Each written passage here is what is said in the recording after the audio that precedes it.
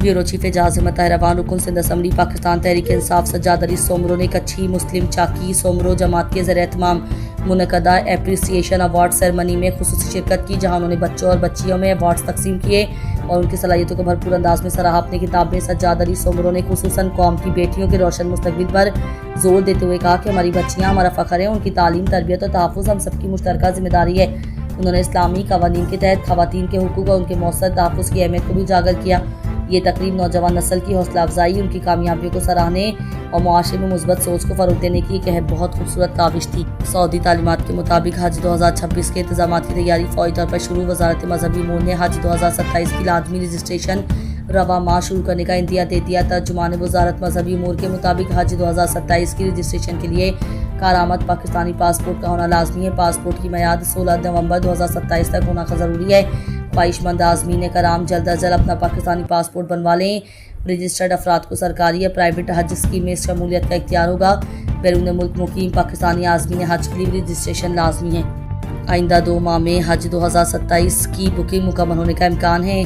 पाकिस्तान ने 2027 में हज करने के ख्वाहिशमंद मुसलमानों को जल्द तैयारी और सफ़ी दस्तावेज़ात हासिल करने का मशवरा देते हुए कहा है कि अगले साल के हज के लिए बुकिंग 2 माह के अंदर मुकम्मल की जा सकती है, क्योंकि सऊदी अरब आइंदा हज सीज़न की तैयारी शुरू कर रहा है।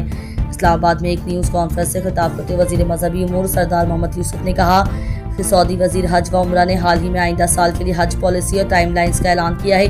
सऊदी अरब में आइंदा हज सीज़न की तैयारियां शुरू हो गई हैं, ताहम 2027 का हज बगैर किसी परेशानी के अंजाम पाए।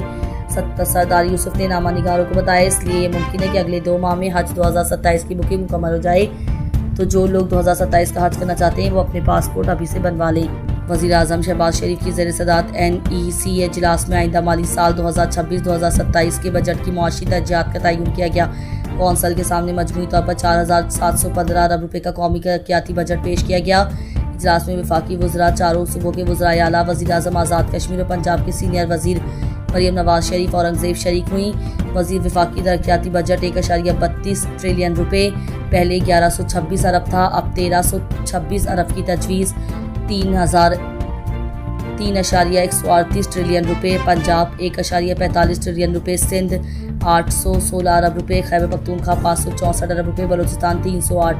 बजट में 200 अरब इजाफे से IMF को आगाह किया जाएगा। इक्तिसादी सर्वे 9 जून को पेश होगा। वफाकी बजट 12 जून को कौमी असम्बली में पेश किया जाएगा। खैबर पख्तूनख्वा के मुशीर खजाना मुजम्मिल असलम के मुताबिक मरकज़ ने सूबों से NFC अवार्ड के तहत 1.2 ट्रिलियन रुपये रखने की तजवीज़ दी, जिस पर सूबों ने एहतजाज। मुल्क भर में डिजिटल हेल्थ रिकॉर्ड के लिए सऊदी अरब से मदद लेने का ख्वाहा।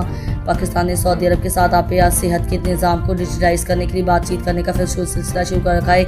इस डिजिटाइजेशन के तहत डॉक्टर मरीजों तक रसाई हासिल कर सकेंगे। ये बात वज़ीर सेहत मुस्तफ़ा कमाल ने मंगल के रोज़ बताई है।